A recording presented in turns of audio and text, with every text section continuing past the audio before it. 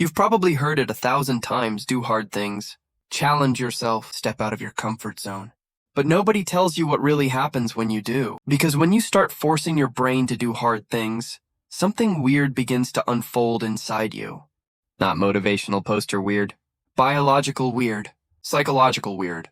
You begin to meet a version of yourself that you didn't know existed. And that meeting, if you stay long enough, is both terrifying and liberating.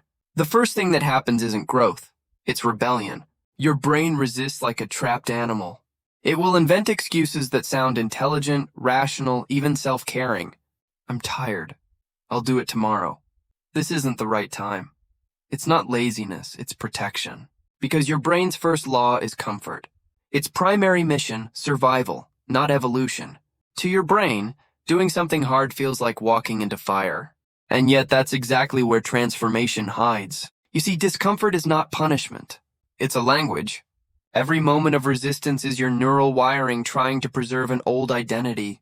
When you force yourself to study when you don't want to speak when you're afraid, to sit still when your mind screams for distraction, you are literally training your neurons to obey a higher order of will. That's the first weird thing. The rebellion is the signal of rebirth. Your brain doesn't grow by feeling good.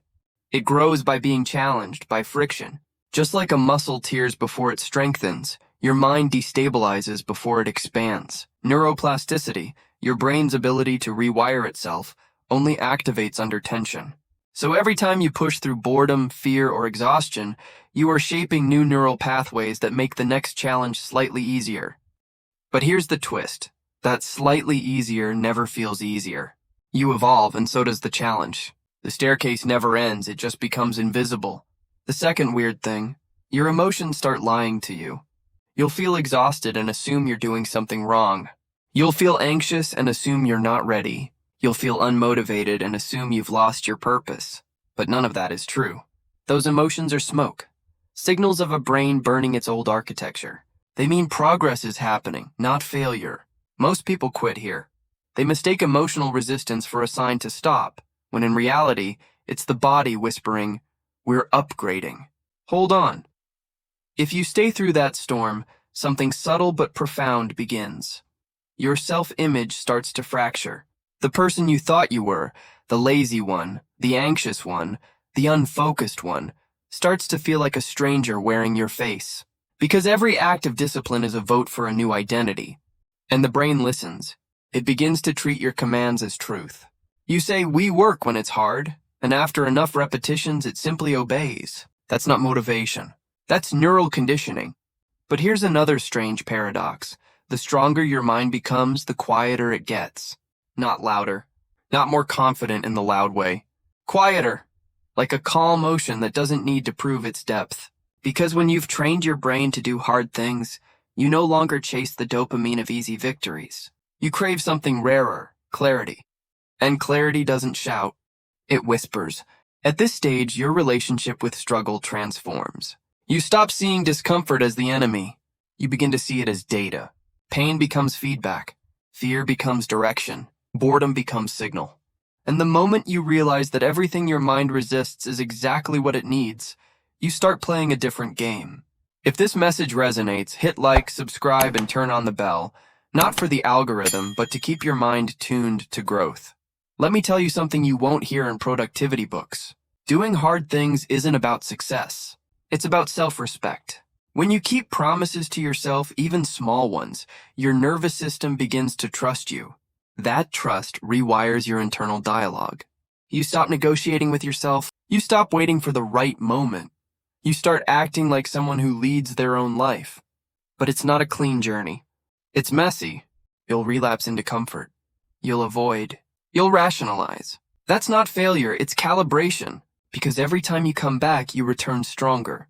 Every time you sit down to do the hard thing, even after breaking your streak, you're teaching your brain that discomfort isn't fatal. It's familiar. And here lies the strangest transformation of all. Hard things stop feeling hard. Not because they become easy, but because you stop negotiating with them. They just become things. Running, writing, studying, confronting, speaking.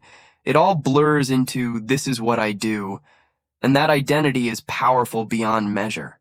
The great irony of human psychology is that discipline, something that feels like restriction, leads to the deepest form of freedom. You no longer depend on fleeting motivation. You no longer need external validation.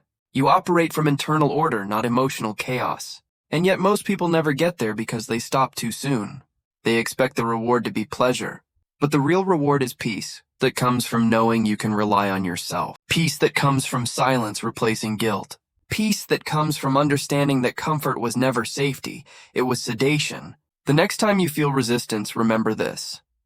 That tension in your chest, that inner voice begging you to stop. It's not weakness, it's adaptation in progress. It's your brain melting old circuitry, building new maps. It's not pain, it's construction. So keep going. Not because it's glamorous, not because it guarantees success, but because your brain needs friction to find form.